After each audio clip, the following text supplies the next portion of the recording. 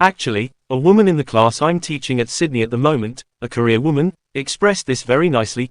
Although she was talking about something else, she was distinguishing expertise from authority. And certainly linguists, because of our training, we do have expertise in certain very narrow areas of language, but we don't have the authority over what to do with that knowledge or what to do with other knowledge that the community produces. I guess for me the bottom line is languages are lost because of the dominance of one people over another. That's not rocket science, it's not hard to work that out. But then what that means is if in working with language revival we continue to hold the authority, we actually haven't done anything towards undoing how languages are lost in the first place, so in a sense the languages are still lost if the authority is still lost.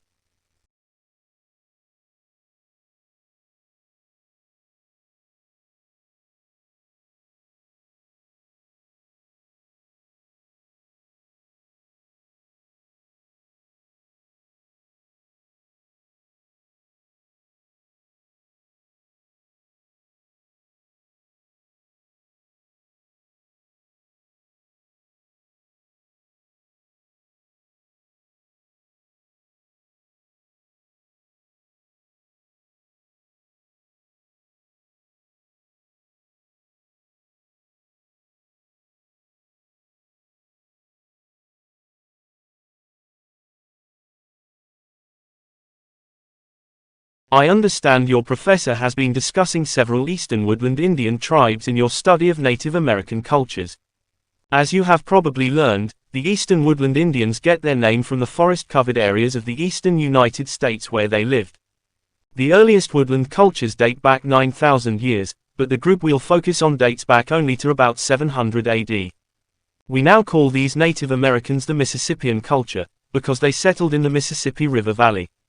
This civilization is known for its flat-topped monuments called temple mounds.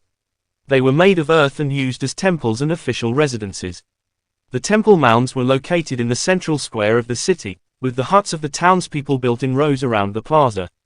The Mississippian people were city dwellers, but some city residents earned their living as farmers, tending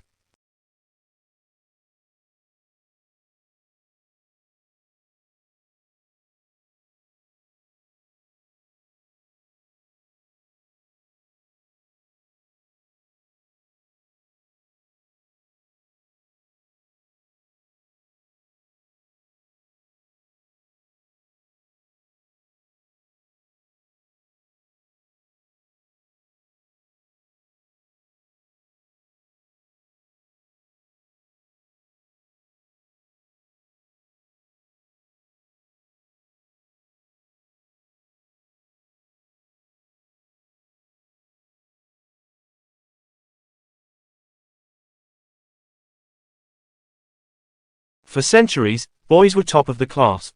But these days, that's no longer the best thing case. A new study by the OECD, a club of mostly rich countries, examined how 15-year-old boys and girls performed at reading, mathematics, and science. Boys still score somewhat better at maths, and in science the genders are roughly equal. But when it comes to the students who really struggle, the difference is stark. Boys are 50% more likely than girls to fall short of basic standards in all three areas. Researchers suggest that doing homework set by teachers is linked to better performance in maths, reading, and science.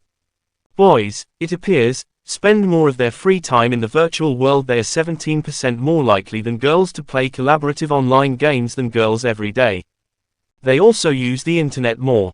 Third, peer pressure plays a role. A lot of boys decide early on that they are just too cool for school, which means they're more likely to be rowdy in class. Teachers mark them down for this. In anonymous tests, boys perform better. In fact, the gender gap in reading drops by a third when teachers don't know the gender of the pupil they are marking. So what can be done to close this gap? Getting boys to do more homework and cut down on screen time would help. But most of all, abandoning gender stereotypes would benefit all students. Boys in countries with the best schools read much better than girls. And girls in Shanghai excel in mathematics. They outperform boys from anywhere else in the world.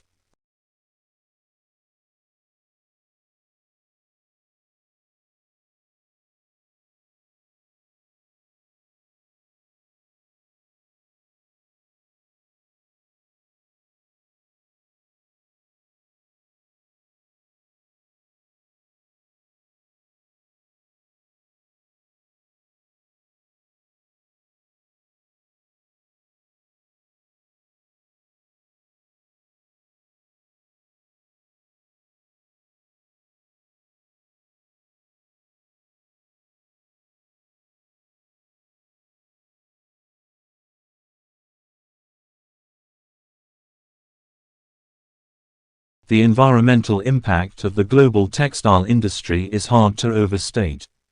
1/3 of the water used worldwide is spent fashioning fabrics. For every ton of cloth produced, 200 tons of water is polluted with chemicals and heavy metals. An estimated 1 trillion kilowatt-hours of electricity powers the factories that card and comb, spin and weave, and cut and stitch materials into everything from t-shirts to towels, leaving behind mountains of solid waste and a massive carbon footprint. Where the industry is today is not really sustainable for the long term, says Shreyaskar Chowdhury, chief executive of Pratibha Syntex, a textile manufacturer based outside Indore, India.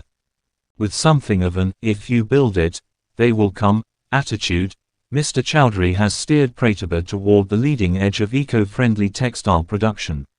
Under his direction, Pratibha began making clothes with organic cotton in 1999. Initially, the company couldn't find enough organic farms growing cotton in central India to supply its factories. To meet production demands, Chowdhury's team had to convince conventional cotton farmers to change the growing methods.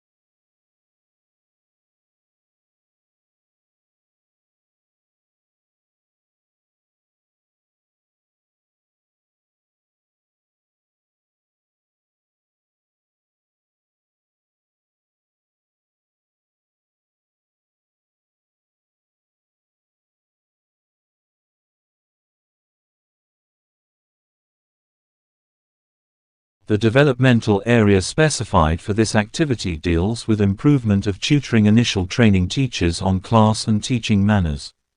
The appropriate facet that I shall as a mentor focus is the effective approach to cheering the teachers by personalizing how best to support them and enhancing the formats of our professional development meetings.